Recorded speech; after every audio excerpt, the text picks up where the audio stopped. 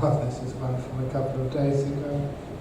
I think many of you, even if you have just arrived yesterday, you know that there was a spate of occasions where elderly people about to die in their hospital beds were spiritually assaulted, I think is a good word, by one of their maybe children or grandchildren who were extremists, and they said, "Mummy, Daddy, you have to convert to being a Christian, otherwise you'll go to hell." And the solution to that, which I suggested, was the only way to get a bit of peace and quiet is to convert, to tell your son or grandson, "Okay, I'll become a Christian," and as soon as they go out of the room, convert back again. And the question here is, then, if he agrees to convert and after they leave he just converts back, isn't this lying? Yeah, well, I think you're about to die, and for a bit of peace and quiet, you say, "Okay, I will convert," and then you convert back again. That's one of the only ways to get rid of such crazy people. But it may be a skillful means. If you can find a better skillful means, please let me know. But apparently that was causing so much trouble in many countries that they made that illegal. So it's in its harassment. Is there a nice, kind way to provide negative feedback in the workplace after providing some positive feedback, the objective being to improve performance? And of course there is. So it's the old sandwich method in the workplace, performance assessment. You talk to a person, first of all make them feel valued, so people feel cared for.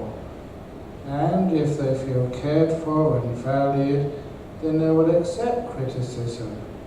A lot of times when you get criticized in the workplace without any praise whatsoever, you think, "I work so hard for this company, I do so much, and is this what they do to me? They don't appreciate all the good things which I do."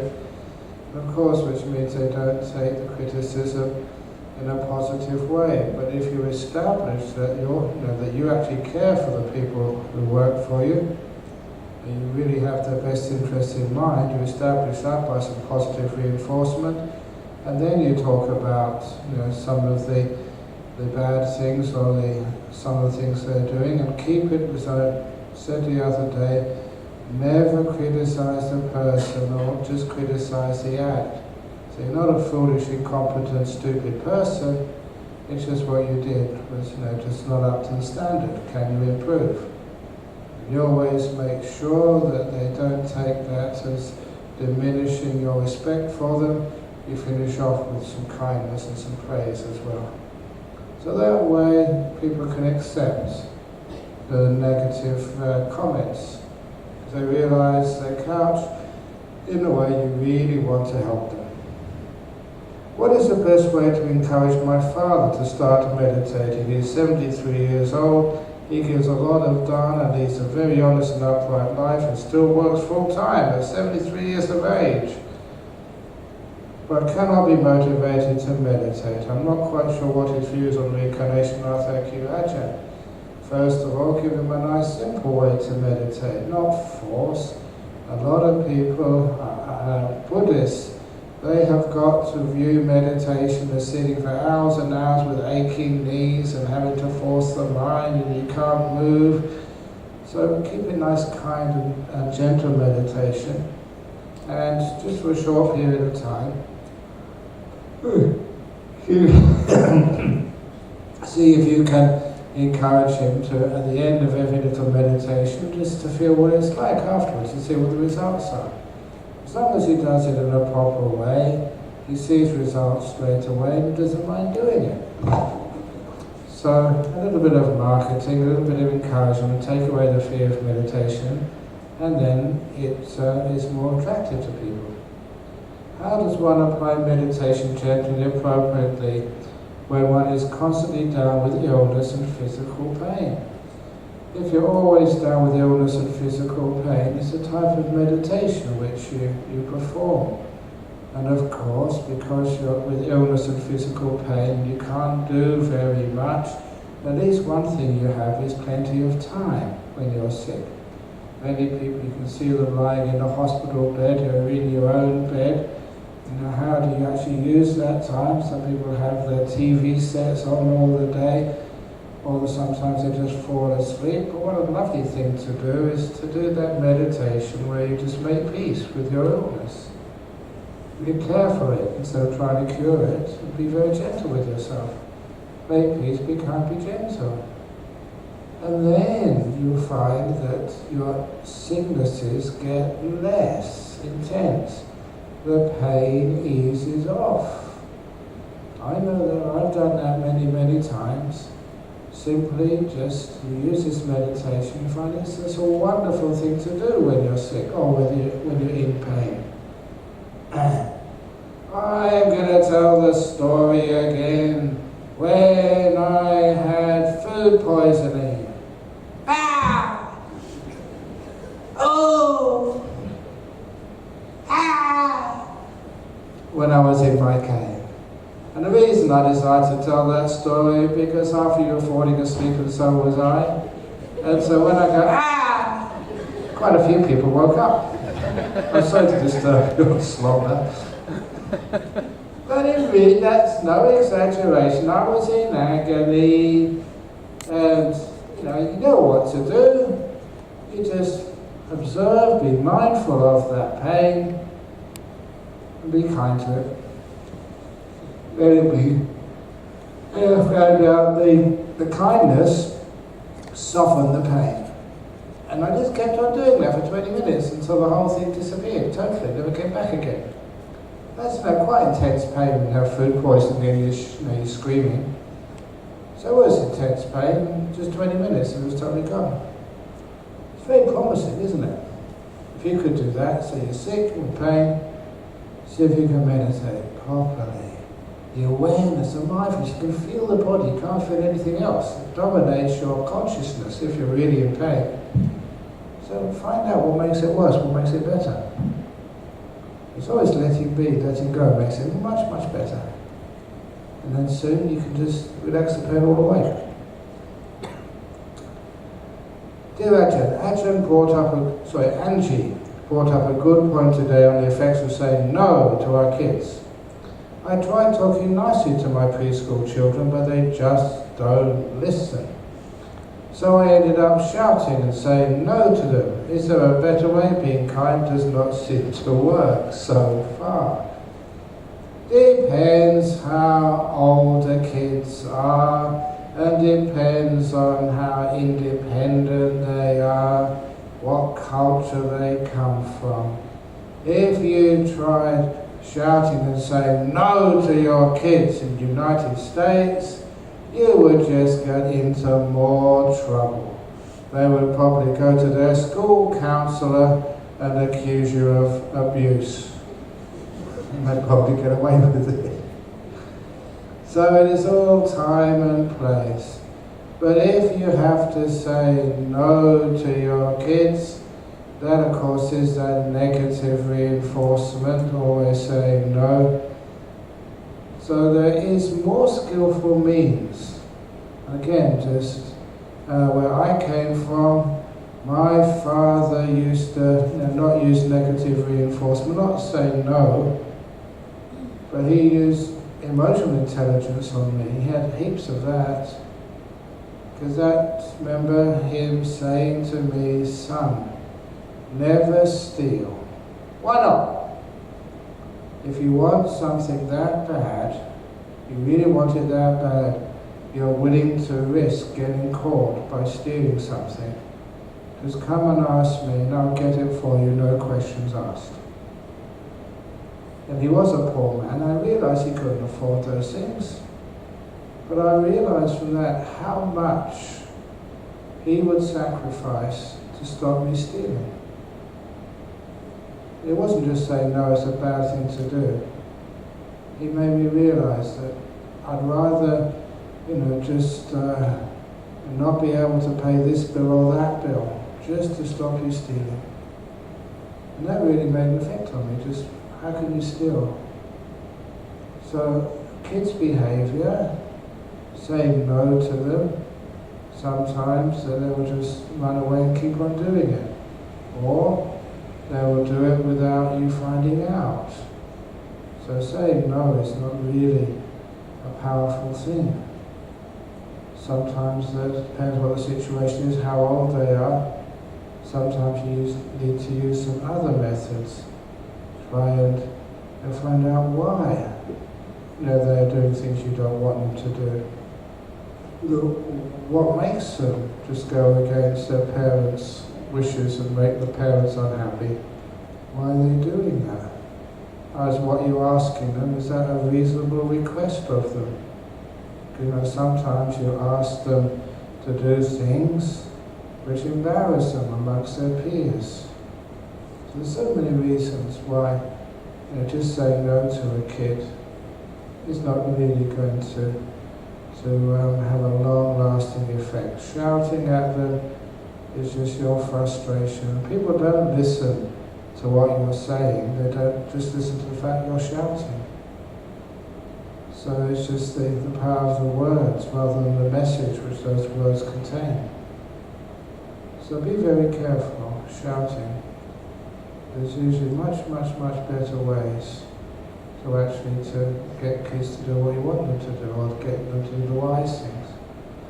And one of the good ways of getting your children to have good habits is letting them associate with other good kids. Peer pressure is so powerful for children.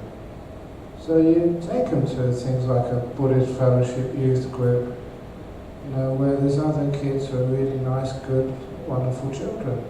That helps them enormously. So much more than anything you can do. Oh, there was that case of a Malaysian man whose, this particular son, it was the first year at university. And his grades were going down, down, down, because he was spending too much time going out at night with his girlfriend, going to the nightclub or having a good time. And Mum and Dad kept on telling him, look, if you carry on like this, you'll get thrown out of university. And did their son listen? Not at all. So the father decided to use another method. Everyone has got their weak point. And it's called the point of leverage. For him, the son, it was his girlfriend. He wouldn't listen to his mother and father, but my goodness, he would listen to his girlfriend. So one evening when he came back late again with his girlfriend, the father was waiting for them outside the house. Come inside, he said to both of them. And of course the girlfriend followed. The son was really embarrassed. What's my dad up to? He's embarrassing me. But inside the house he sat them both down and he just talked with his son's girlfriend. He told me the conversation went something like, you've been going out for quite a while now. I'm not sure where your relationship is. It's probably just beginning. But who knows, one day you may decide to take the relationship further and maybe get engaged and get married, and that might happen. It's a possibility. And I'm sure, to the girlfriend, I'm sure you would never want to marry someone who doesn't finish his university degree. And the girlfriend said, no, there's no problem, he's going to university, but his grades are going down, he's about to get kicked out. Oh, he never told me that, said the girlfriend. But I just thought I'd let you know. Good night and have a good evening. And that was all that was necessary. From that day on, as they say in the English language, the girlfriend was on his case. Have you finished your assignment? Have you got it in on time? how much did you get for that sort of essay? Did you get a good grade? And he would never listen to his parents. But my goodness, he had to listen to his girlfriend. And his grades went up, up, up, and eventually he graduated. Now that is how to get a son to follow orders. Especially if he's the girlfriend age. If he hasn't got a girlfriend, find one for him. Find one who you can just control. If you've got power over the girlfriend, you've got 100% power over the kid. So that's it worked. It's a beautiful way of doing things. Dear Ajahn, you often talked about being mindful and present, but there's also a teaching about contemplation and reflection. So I'm confused when I should be present and when I should reflect. With our busy daily schedule, difficult to have time to reflect and meditate. I'm not sure if you were here when I gave the simile on what contemplation is. Remember when I held this up? For those of you who were there at the first part of this retreat, I asked people, what is it I'm holding up? And they answered, bottle, plastic. I said, keep on going. What else do you see? Keep on. What else do you see? What else do you see? Until you get to the point you've run out of names. That's called contemplation. Just naming and labeling. It's a bottle of water. You put it down, you look no deeper, you get no real insight. You just know what everyone else knows. But if you take something and you're still enough to be able to look at something for a long time, then you see things you've never seen before. You have perceptions which you have not been taught before. You go way beyond the realm of labels to seeing things in a different way. That's called contemplation. So in order to contemplate, you have to be mindful, but also to be still. And when do you do that? It happens naturally. You can't miss it. Sometimes when you're very, very strongly mindful, really powerfully mindful, then you look at something and it just grabs your attention. It's amazing. And you play around with it, you see things in there you've never seen before. It's also delightful to do. So the whole of these practices are not something you do, it's things which happen in spite of you. Just make peace and be kind, be gentle. Just be mindful and care. And then this whole thing opens up.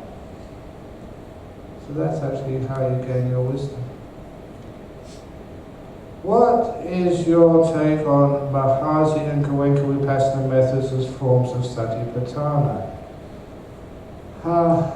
Actually, that I did say to you that on the flight from Perth to Singapore, before I transited to the Silk-Air flight to come here to Phuket, sitting next to a gentleman, we had a nice conversation because he had done some meditation, Vipassana, and decided he'd never want to do it ever again because it was too painful, too tough.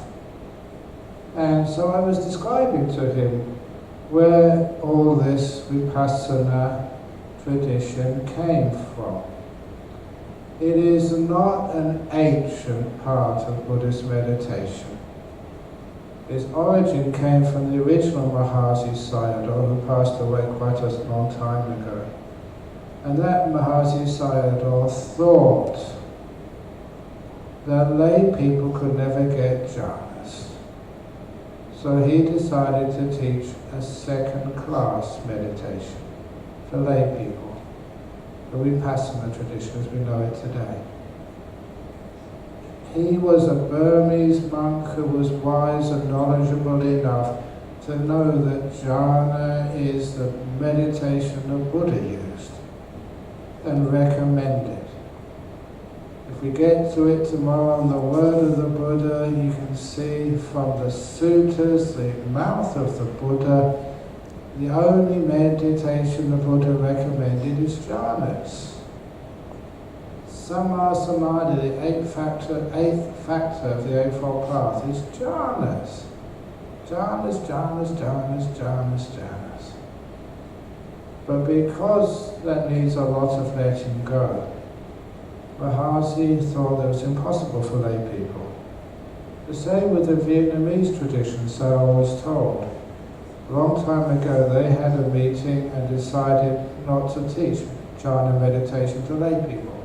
They thought it was just going to waste the time of the monks. They changed their mind since. But Mahasi would practice the jhana himself. And that was the original teaching from the monks. And then you got people like Goenka, who was, I'm not sure if he was really a Buddhist, I think he was a Hindu, he was certainly an Indian gentleman, who took that teaching and again sort of separated it out from the rest of the Buddhism and sort of taught that. It had some results, but it also has some dangers as well.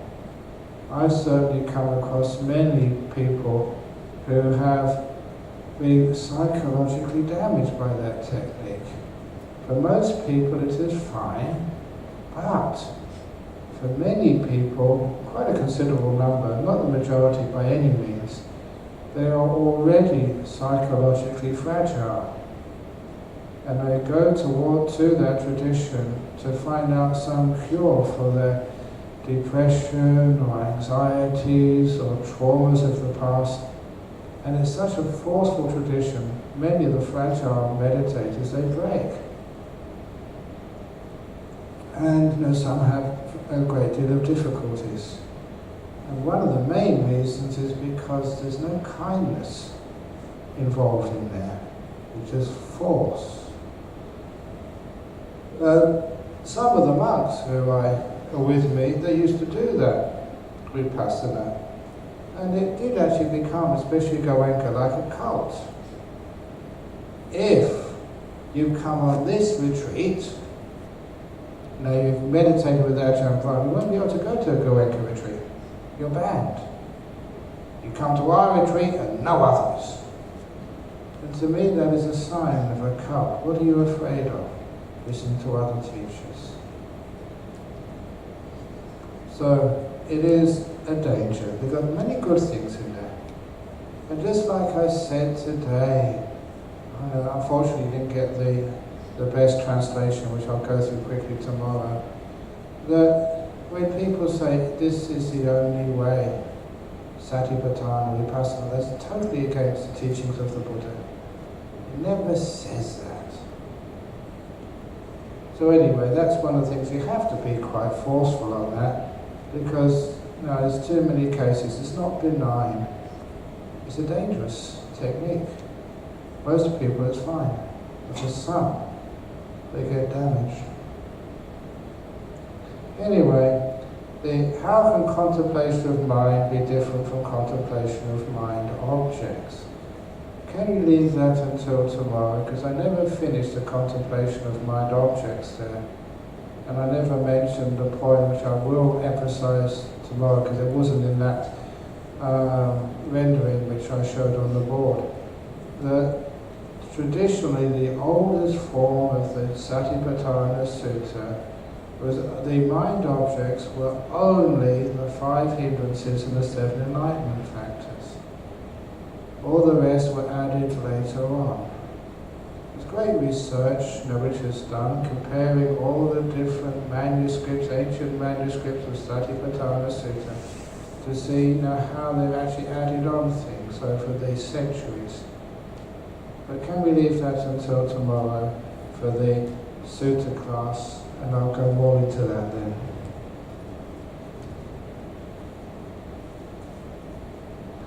Dear Ajahn, will chanting before meditation give us a help to reach stillness? It can do, because chanting can be inspiring, especially if you know what you're chanting. Even if you don't know what you're chanting, sometimes it can be melodious, it can be uplifting. So, if the chanting is inspiring, then it is a help. However, sometimes, actually my chanting is not that bad, but I remember in the morning and evening chanting which we used to do in northeast Thailand, which went on for such a long time. Especially the chanting we used to do on the morning after meditating all night on the moon nights. And that was such terrible chanting that I was traumatized by that. Honestly, because it was just left us in 9 years of that. And now when I hear the Tumwok Blair done by the Mare Hawk in the northeast, it was excruciating. These old ladies hadn't slept all night. It was just so uninspiring. So you can chant if it inspires you. If it uplifts you, gives you some energy, then it's very helpful. Otherwise, no need.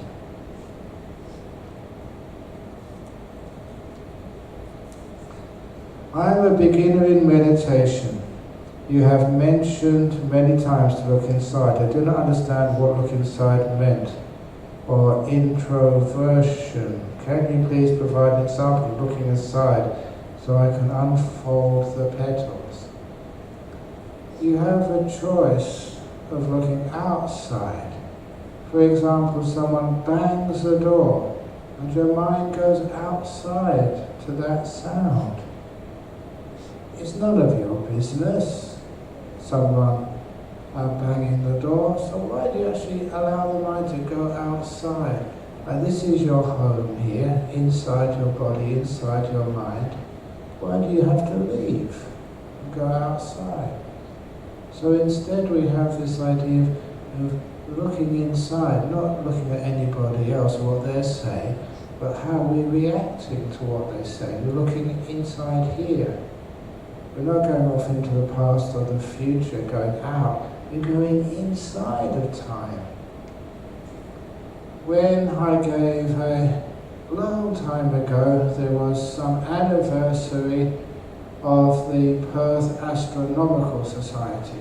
It may have been because I knew I was a physicist before, but they wanted to get some religions and science to meet together.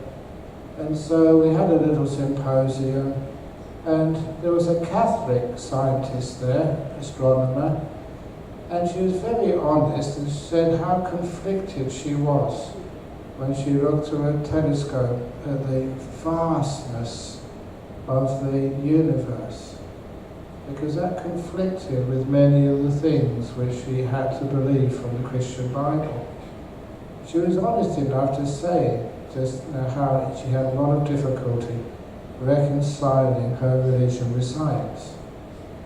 And when it was my turn, I took that up and I said, never mind, because many scientists will also have conflict if they looked at the thick end of the telescope to the thin end and try to find out who was watching this.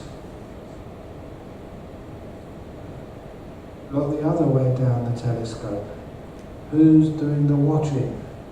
What is consciousness? What is mind? There they will have the conflict. But like science looks out into the world. Religion looks the other way down the microscope. Who is behind this eye, EYE, looking at all of this stuff? Who is writing down all of the notes and keeping the data? Who is working out how this all works? That's actually going inside instead of going out. So it's a different perspective. It's a very good question. And for those of you who want to take it further, I got this from the philosopher, Buddhist monk, Venerable Bhikkhu Bodhi. And I'm not sure if this is what he meant, but this is how I understood it. The meaning of the word Dhamma. What actually is Dhamma? Dhamma is not the name of a cat. That's PJ's cat. what actually Dhamma is this experience now, looking back where it came from, its cause, its origin. That is Dhamma. This experience looking for where it came from, its causes, the why. He said the other part of, in Pali language, is called atta. It's actually where it's going to, where it leads, what's its consequences. So it's going to the causes of things, the source, the laws, the underlying laws of nature, the causes, for why things go up and go down again. The laws of nature, the underlying fabric which works its way out as our experience. That was like the word Dhamma, and I thought it was really cool. Anyway, dearest Ajahn Brahm, I have the following questions. Remember what PJ said, one question, not 1, 2, not a 3 in the back, there's double page. I have the following questions. What is the objective and purpose of meditation at a cemetery in front of a tomb? Must everyone go through this to gain enlightenment? Do you recommend a layperson to go through this form of cemetery meditation? Not necessary, unless you're afraid of ghosts. And you go to a cemetery and you won't find a ghost there. So, sometimes just to confront your fear. You know what happens if fear is like you're running away from something, and then when you turn around, whatever it was chasing you runs away from you. I told the story earlier today about when I went on to Bunbury Beach, a town south of Perth, meditating, and when I came out of meditation, 2 beautiful girls in bikinis on either side of me. But another time when I went to meditate there, I had stones thrown at me. And it was a time when they had that Indian guru, Rajneesh. And he had lots of disciples in Perth, and he was threatening to come to Perth. He sent some of his senior organisers, and this Ma Sheila, I think her name was, and she was so gross, she upset almost everybody. But of course the newspapers loved that, so she was a celebrity. And these were days when people didn't know who was who in the religious world. So when I was meditating on the beach, just minding my own business, I heard the whistle of a stone coming past my ear. And then I heard these kids shout out, "Get off our beach, Rajneeshi!" But much worse than that. And then another stone came past. I was a long way away, so the aim wasn't that good. And then another one, and I realised, even though the aim wasn't good, the law of probabilities meant soon enough a stone would hit. So I had to do something. So I got up out of my meditation, and instead of doing what most people do, run away, I stood up, turned around, and walked slowly towards the people throwing their stones. And there was about 6 or 7 kids.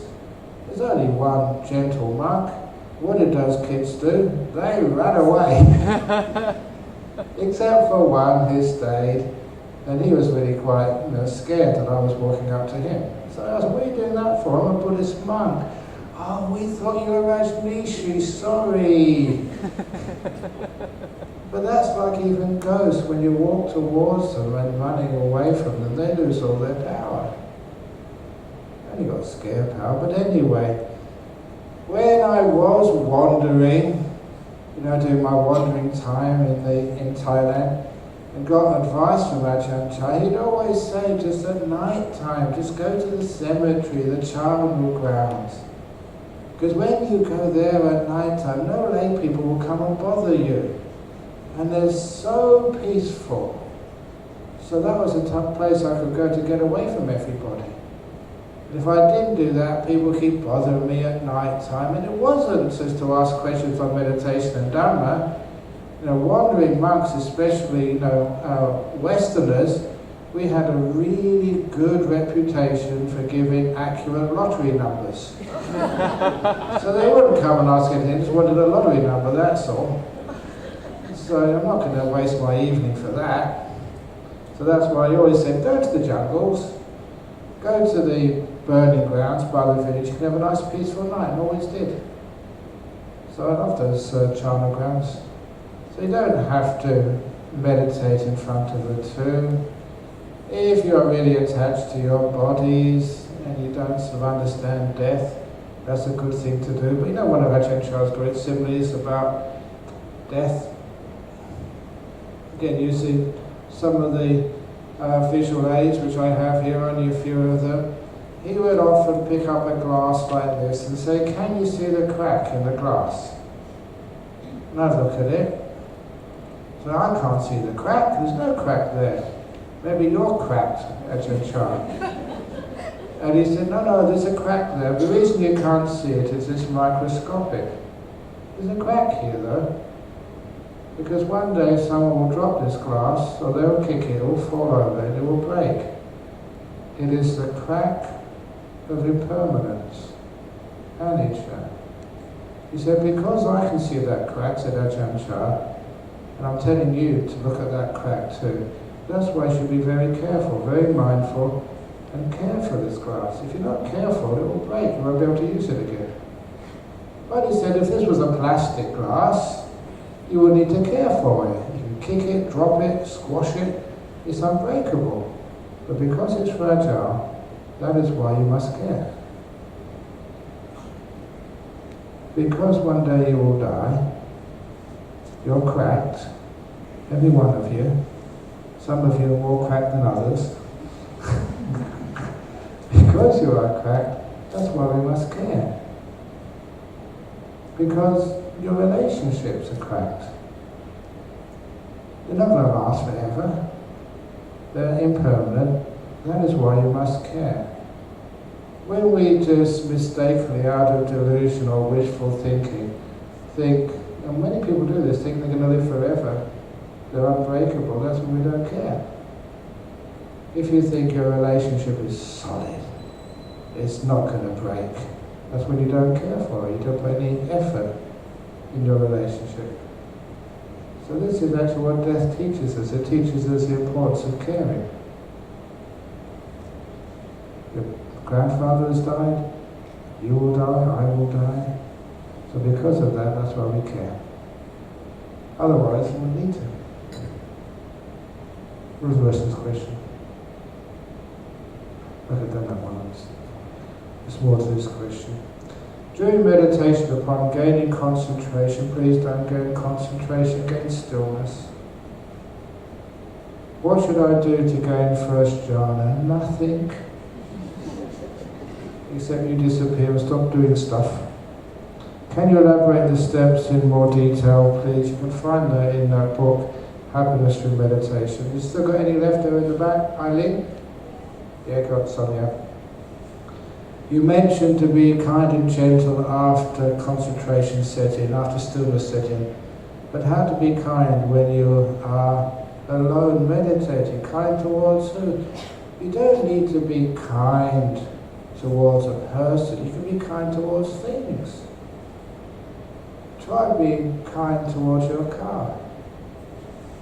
I've done that before. This is poor old Veronica over in Perth. They just finished one of the youth group meetings and they were just about to go to the beach. I forget what they were going to do down the beach. It was a nice summer's day, you know, young people. I never asked them otherwise. But anyway, the boot of one of the cars was stuck and they couldn't open it. And then I was just walking back from some little seminar I'd just been doing. I said, oh, he's Ajahn Brahm, he's got psychic powers, he can open the boot for us, it's really important.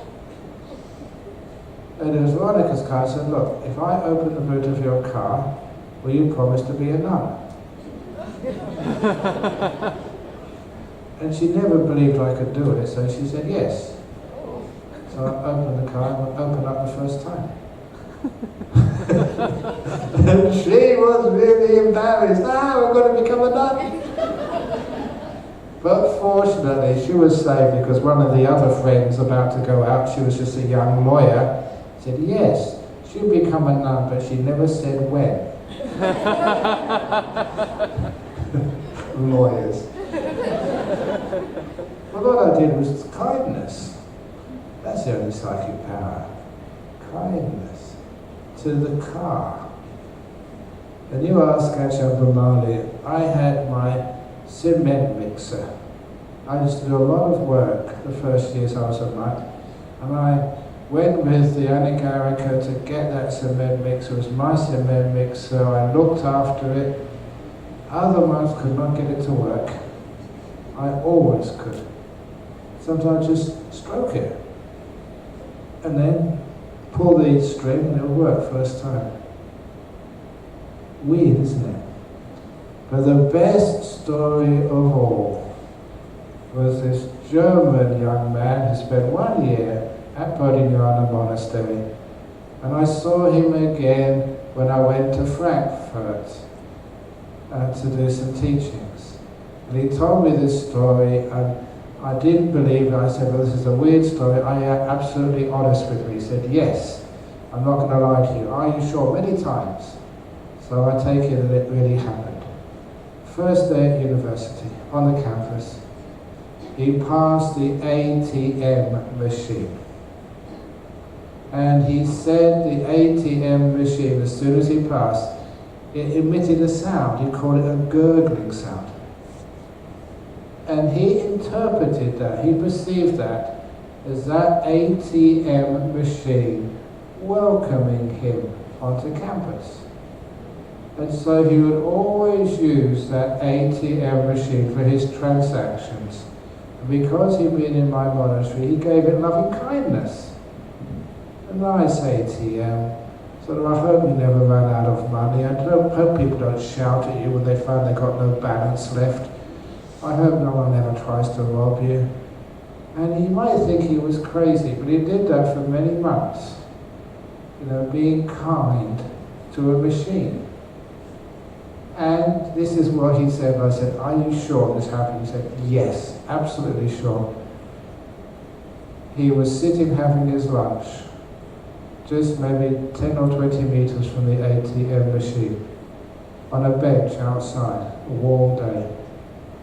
And he heard the ATM make the same gurgle when he first came onto campus. He'd been there for 10 or 15 minutes. No one had been near the ATM machine. And he looked at the ATM machine after it made the gurgle, and a 20-euro note came out of the machine. No one had put in any credit cards or typed any codes on that machine. And the 20-euro note just came out. And he was stunned. He went to that machine, picked it up, he waved it around. Does this belong to anybody? No one claimed it, of course. So if you're ever that short of cash,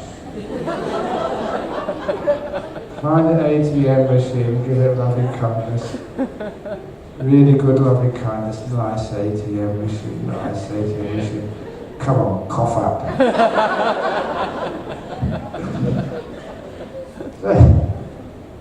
You can, and many people tell me this, they've learned this, and especially their cars, your car breaks down. And you're kind to it, and it works. It's weird, it does. Your computer, it crashes. Don't get angry at it. Be kind to it. And you know, we've done this so many times in monasteries, and it's amazing when it works. How do you do that? Just kindness.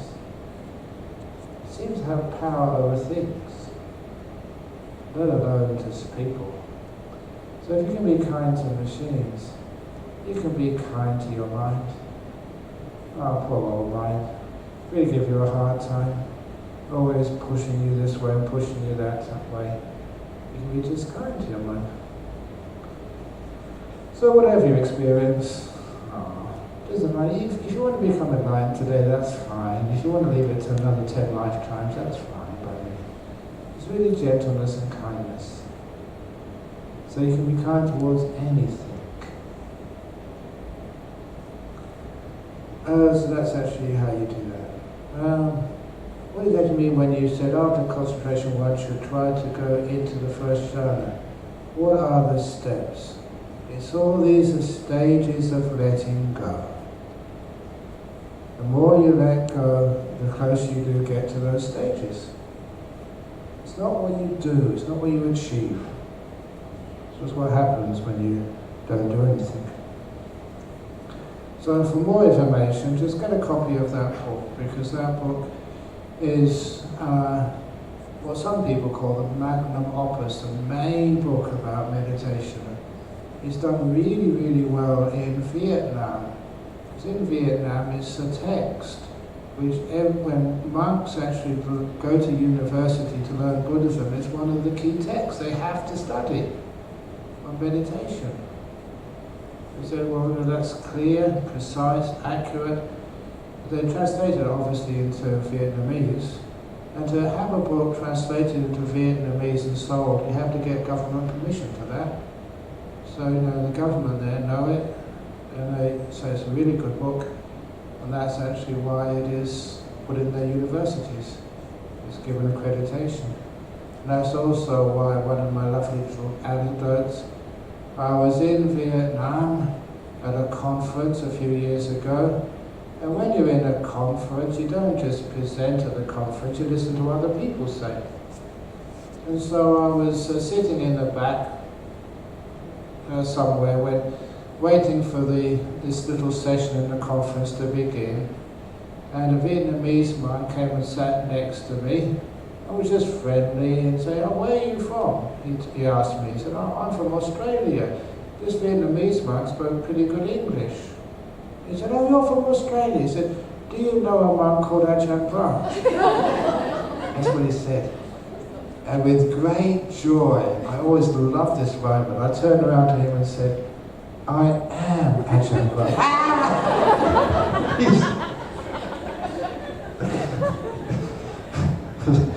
So I enjoyed that. He was really shocked. What are you, monk? But anyway, it's a very, very good little book about meditation. I'm trying to keep my silence, but my friends keep talking and talking to me about her problems and frustrations. When I told her nicely that we should try to keep our silence, she got offended, but I didn't care. Should I break my silence? Become the compassionate Auntie Agony for her? So now you know who that is. No, I think if you can ask the concierge and get some masking tape, and when she's asleep tonight, put the masking tape over her mouth, a little hole with a straw so she can drink and have some soup. And be kind, whoever that person is. Yeah, I know that you do have problems, but the people here have come to meditate and be silent, and quite frankly, that's the best way to overcome problems, to get your answers. Not by asking another person, by learning how to be silent yourself. And listen. The universe always gives you answers to problems, but we're always talking about them, so we don't have a chance to listen. At the next trip I'm doing is to the 10th Global Conference. At the 9th Global Conference, which we held in Perth a few years ago, there was many psychologists came along, and one of them presented his new therapy was just taking people with all sorts of problems in his car to the beach or to the forest, out into the countryside. He called it nature therapy. He never talked to them about solutions to their problems. He never gave them smart techniques to perform when they got home. All he did was take them a walk in the forest, the beautiful parts of nature, or took them just on the cliffs by the ocean. That's all. Because nature which was so calming and so peaceful.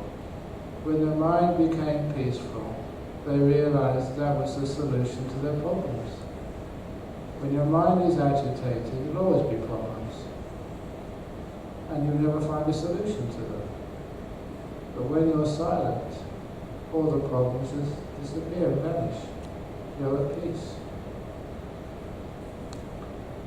You don't get answers to problems by what I'm doing, by answering them. There's always another question will come tomorrow. And as PJ said, on retreats, the questions get more and more and more by the end of the retreat. Why is that? Because I answer too many. Answer to real questions comes from silence. The wisdom born of silence. It's on people's t-shirts. So anyway, please be compassionate to other people and don't keep talking to them. Dear Ajahn Brahm, I experienced 2 urges to cry today. For no reason. Oh, I thought it was because of one of my jokes. That's a relief. So you cried today for no reason. After tears fell, the urge just vanished. What is happening? Suddenly my body was perspiring as I felt hot throughout your talk. Are the events related? Thank you. The crying is part of the inspiration happiness.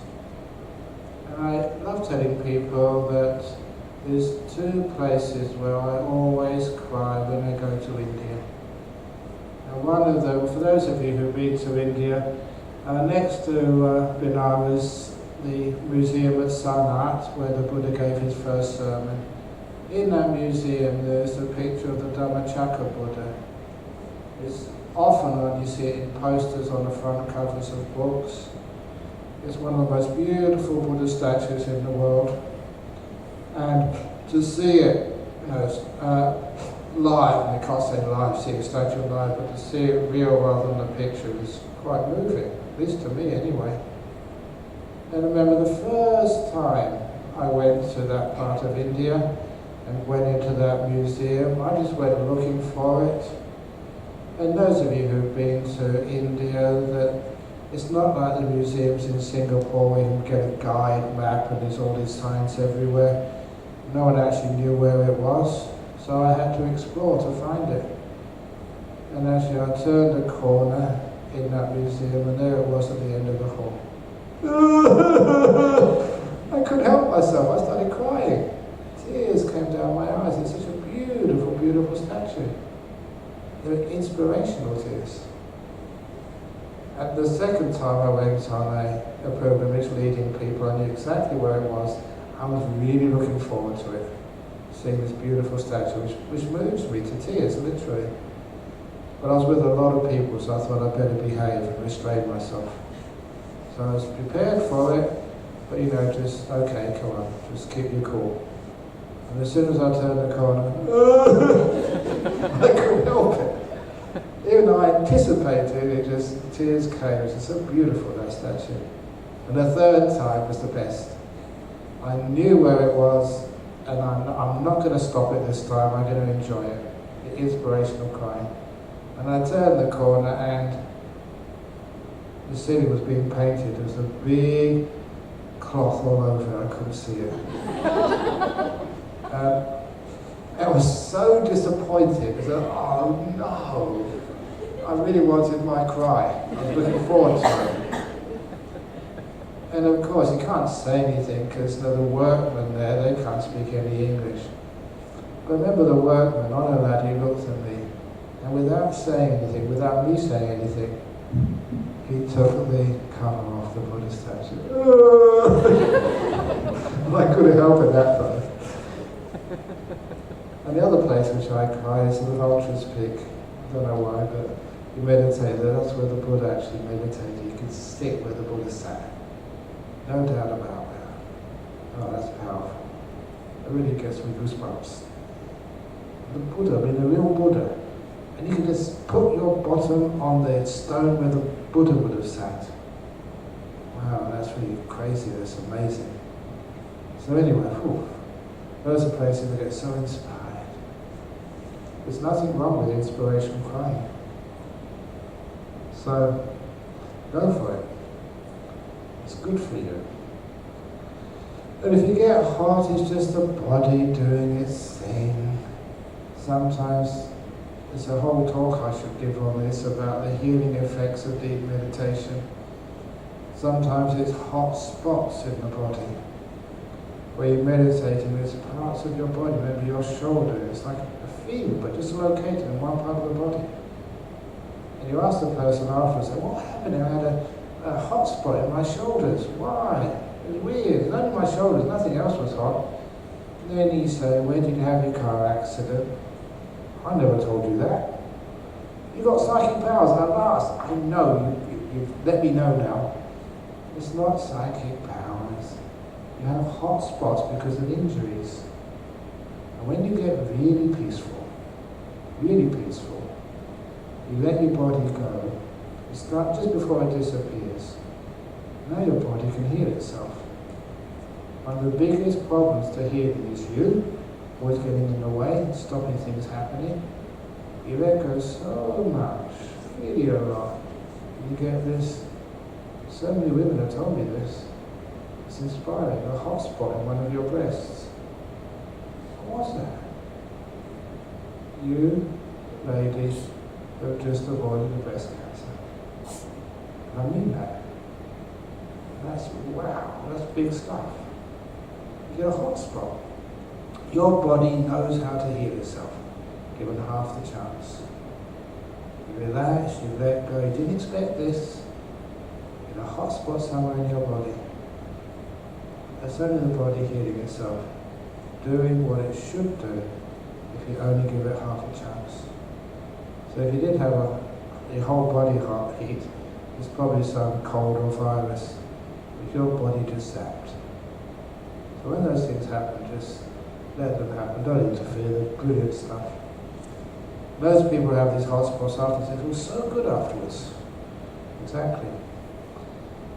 Next question, as I start getting into deeper concentration, please don't use that word, deeper stillness, starting to let go, I seem super sensitive to sound. Excellent. Even the hall door swinging shut can be extremely jarring and bring on something close to severe stress reaction. Please help.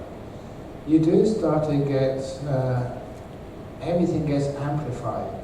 Sounds, you can really hear them, and smells. They're just, everything is exaggerated. That's a good sign, because after, that's just a little while, wait a little while longer, and then the sound starts to disappear. There you can still hear the door bang, but it's like 1,000 miles away. You can hear people coming, going, but they're just so distant. So this is when the senses start to shut down. First they get amplified because your mindfulness is getting strong, and then they vanish. So it's always a good sign. Just keep on going, be a little bit more patient. But also, for those of you who do come in and go out, as PJ was saying, please remember to be like a burglar. Burglars can come in and go out without anybody knowing. So you must be much higher quality human being than a burglar. So if burglars can do it, surely you can. So that's how we do get sensitive. It's a good sign. Just keep on going. Soon you won't be able to hear anything. You said the nature of the mind is to be still, but why is it called a monkey mind? The Buddha never called it a monkey mind. That came much later. The restless mind. And it reminds me of the story from Sri Lanka.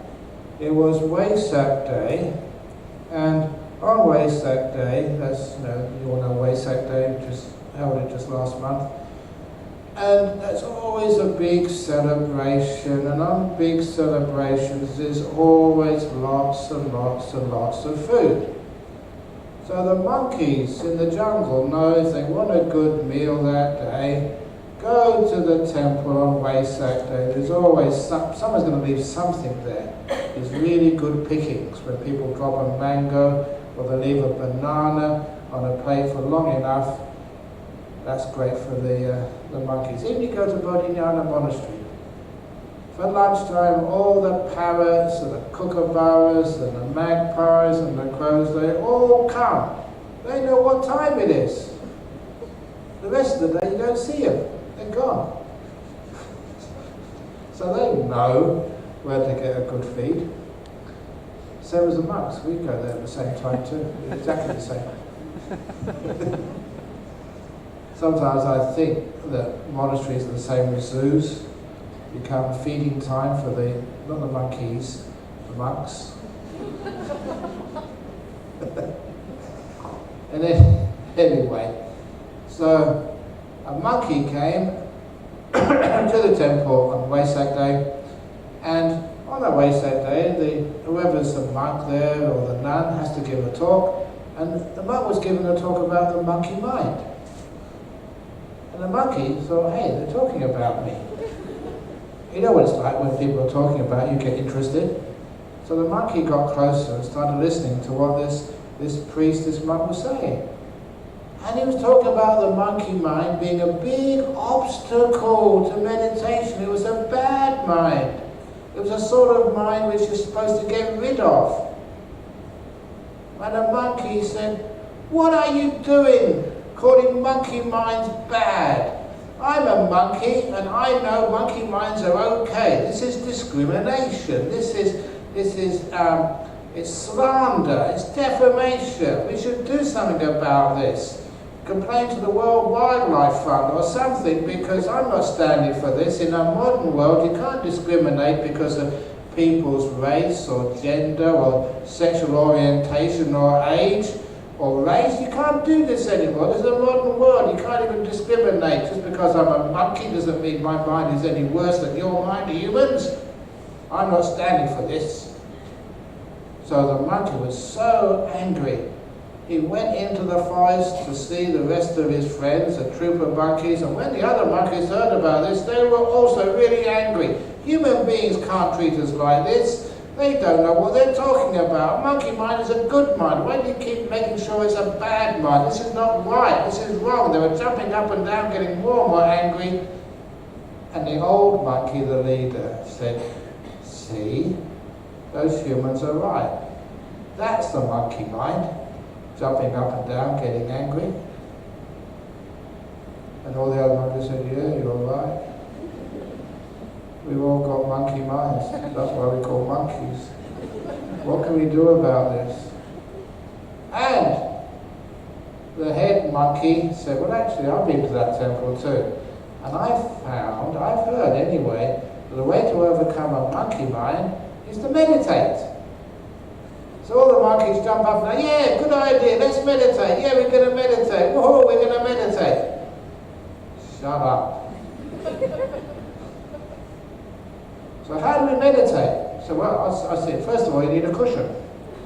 Get a cushion first of all. So yeah, they jumped up and down. Yeah, let's get a cushion. We get a cushion. Yeah, let's get a cushion. More monkey mind. And then they all went into the forest. They got leaves and grass and made nice little cushions for themselves. Now what do we do?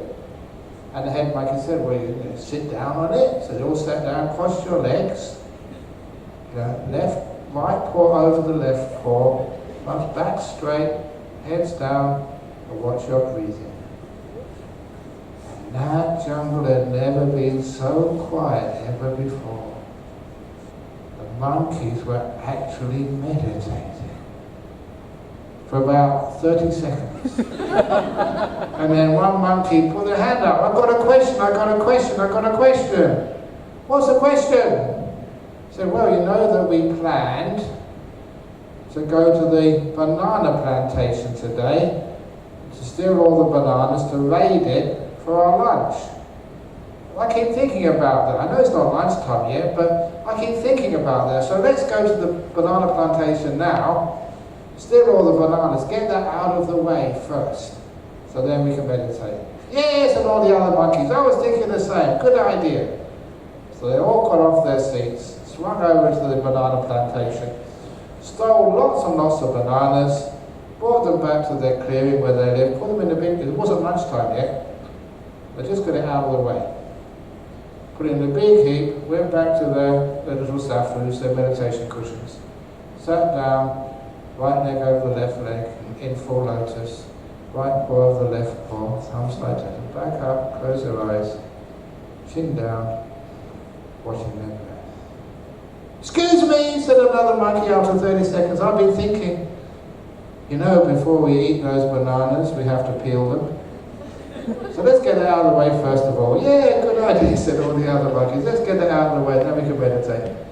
So they all jumped off of their cushions, peeled all the bananas, didn't eat them yet, put them in a nice big heap, ready for after meditation so they can have a nice lunch. And they went back to meditate. Right paw over the left paw, thumbs touching, back straight, chin down, watching their breath. Breathing in. Excuse me, said another monkey. I've been thinking too. Before we eat those bananas, we can't eat them yet, it's not lunchtime. Before we eat them, we have to put them in our mouths. So let's put them in our mouth first. Get it out of the way. Good idea, I've been thinking the same, said all the other monkeys. So they all got up and got a banana, put it in their mouths. You know what people are like, you can see them at lunchtime, people on retreat here. They don't take one banana, they take about two. One monkey took three and stuffed it in his mouth. But he didn't eat it yet. And then with bananas in their mouths, they went to sit down on their little cushions, right leg over the left leg, the right paw over the left paw, thumbs touching, back straight, chin down, watching their breath. And of course, once they all closed their eyes, those bananas disappeared. And that's what the monkey mind really is. I'll get this out of the way first, and then I'll meditate. That's the monkey mind. That's a little story of monkey mind. Other than meditation, how to overcome fear of height and fright, especially during takeoff or in an aircraft. Now, one of the great ways of doing that is number one, it's not alcohol. Because many people, if they are afraid of flying, they take alcohol to try and overcome their fears. But this is what happens. Because one of my monks was coming back from Adelaide, visiting family. And when I picked him up from the Perth airport, I had to ask him, "You smell of whiskey. What have you been doing? You haven't been drinking the free whiskey on the flight, have you, monk?" He said, No. I was put in economy class sitting next to this gentleman who was terrified of flying, who told me that the only way he could overcome his fear of flying is taking lots of whiskey, which was free on the flight. So this guy had had many glasses of whiskey, and he had another one in his hand when they were coming into land at Perth Airport, when the flight hit turbulence, and his glass of whiskey went all over my robe. So said the monk. That was his excuse, and that's what he stuck to. I'm a bit wondering whether that's... So please, don't drink whiskey as a way of overcoming your fear of flying. Now, one of the reasons, and probably the best way, is to get some hypnotic regression, because usually the case is you're afraid of flying because sometime in the past you did die, in an aircraft crash. Especially in military, in wartime, so many people sort of die, in plane crashes during wartime. So that could be you. And that's why you're afraid of flying. Imagine all those people in MH, what was it? The one which disappeared? When they get reborn, maybe they'll just be afraid of flying MH. SQ won't be too bad. What did you? I don't know, but that's usually, you get hypnotic regression. It's weird that even if you don't believe in rebirth, even like people whose religions don't allow them to believe in rebirth, they still do hypnotic regressions, and they get back to what looks like a past life, whether they believe it or not. Whatever the phobia is, tends to disappear. So that's a good way of overcoming that. Meditation would also work as well. When meditation with your voice as guidance, for the first 10 seconds I feel so sad till my tears drop. I'm not thinking anything sad, it only takes 10 seconds and after that my feeling becomes normal again. It happens in these 3 days. Why, Ajahn? Oh, I was told that many times when I was a young monk I made many girls cry. Maybe you were a girl, was that why? My sexy voice? I don't know what it is. It was only for 10 seconds, it will disappear after a while, unfortunately. It could be many reasons. Is it tears of joy, or is it tears of fear? I don't know what those tears are. Sometimes it's tears of joy, sometimes it's something very, very deep inside of you. Knows you've heard this before and this is an amazing thing you're hearing. You recognize stuff, not consciously, but this is important for you. And that's one of the reasons why you may be crying. Oh, you do feel so sad. You feel sad. I wonder why that is. Maybe it was because, maybe in the previous life you were maybe a monk and nun and just gave it all up. You recognize things and you're sad that you lost an opportunity, but you're going to get the opportunity again. There's no problem there at all. There's only 2 more questions, so we're going to be in time today. Our kids are averse to praise when we acknowledge a good effort from them or a job well done. They get genuinely angry when we praise them. They also have a negative outlook on situations most times. What can we do as parents to help? Just wear them down with praise. You may praise them, they may reject it on the surface, but they will remember that. The mum and dad praise them, encourage them. So, I don't know, maybe they think you're up to something, that you're praising them to get something out. What do you mean by this? What are you after? Because if your boss praises you, and it's out of character with them, they say, oh, you're such a wonderful worker. You think, what's he trying to do? You get very suspicious. You're one of my best workers, yeah?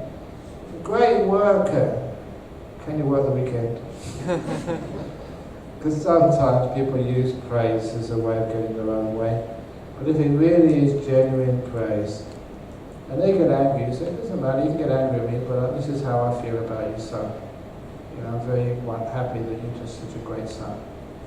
So I'll leave that with you. I can give it to you, it's up to you how you use that. You can get angry if you want to, you can get sort of whatever you want, but I'm encouraging you to praise other people. Because praise goes a long way in this world. There was one of my monks. What happened to him, that's right, he was in hospital for a few days. And when he came out of hospital, I forget what it was, and he said, yeah, they really treated me well in hospital, because I think it was from overseas. All the nurses and doctors were so kind and considerate. I said, well, why didn't you write to someone to say thank you? So he decided to go to the top. He wrote to the Minister of Health in Australian government. I thought it was a crazy thing to do, but I was the one who was crazy because he showed me a letter from the minister. Personal. Thank you so much for appreciating the hospital system. All I ever get is complaints. So thank you for doing that. So praise does get you everywhere. You said that when facing uncertainties we need to think positively. Could you elaborate how? Oh, look. I don't know if you remember, Eileen maybe remembers, I know Angie remembers, during the SARS crisis? You remember that? And Suntec City, I was giving a series of 4 talks. That was where I had a face like the back of a bus. Because you put adverts on the back of the buses in Singapore. And imagine how much money it would have cost to organise all of that. And that was right in the middle of the SARS crisis. And I remember on the aircraft coming from Perth to Singapore, I I got a copy of the Straits Times, and in big black letters, 99 people had now confirmed with SARS. And I read, schools had all been shut down, and the government of Singapore had encouraged people to have no public meetings. Stay at home.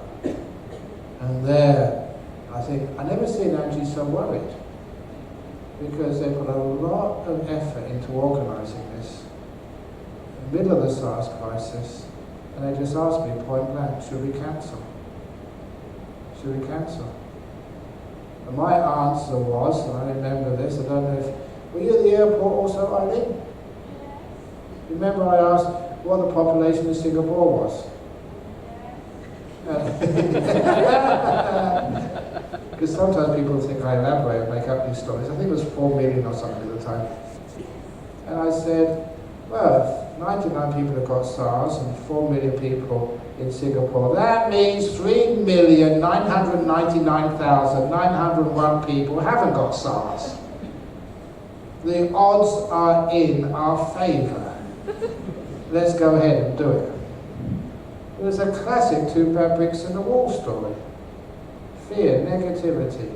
You just see what might go wrong. 99 people got SARS, but 3,999,901 people hadn't got SARS. That was the number I was focusing on. That was called positive thinking. And anyway, SARS, sudden acute respiratory syndrome. It's a respiratory disease, and what's the best way of overcoming respiratory diseases? Exercise your lungs, laugh a lot. So I told so many jokes and funny stories. People laughed so much, I created immunity. And so many of the people came to my talks. And actually it was a success. Well, the first night was not so much, but the last night was almost full. So that's actually how you think positive. That's an example. Does it mean expect that and think that positive result will happen? I know people made a lot of money in The Secret, but The Secret goes a bit too far. But it's so true that if you think positive thoughts, you're going to get a coach of any football team, any tennis player. If they think they're going to lose, there's no hope for them. If they think they have a chance, we all have a chance. Positive, who knows, it may happen. Then of course, it does happen. That's why negative thinking will always take away your motivation, your drive, your innovation. It can't be done. And of course, it won't be done. So does it mean be neutral thinking, not sure whether the positive result will happen? No, just realise that the positive results usually the ones which do happen. The negativity is very unlikely will happen. 22 people died in Manchester in a terrorist explosion. How many people didn't die? So it's still pretty safe. I think since that terrorist explosion in Manchester, I'm sure more people have died in car accidents since that time. We're not afraid of driving in the car,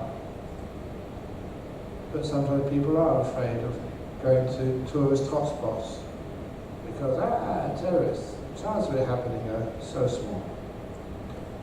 So that's actually how you have the positive thinking. And it's realistic thinking as well, as many people say that fear is irrational.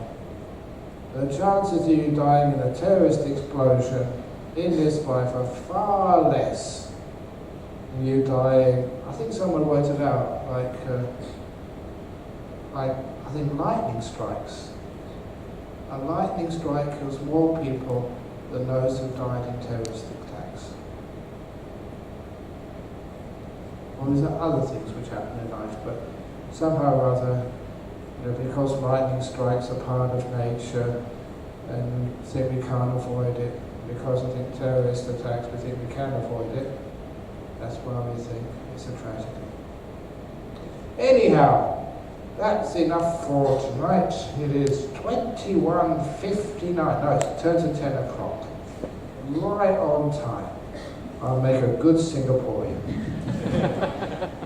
Sadhu, sadhu, sadhu.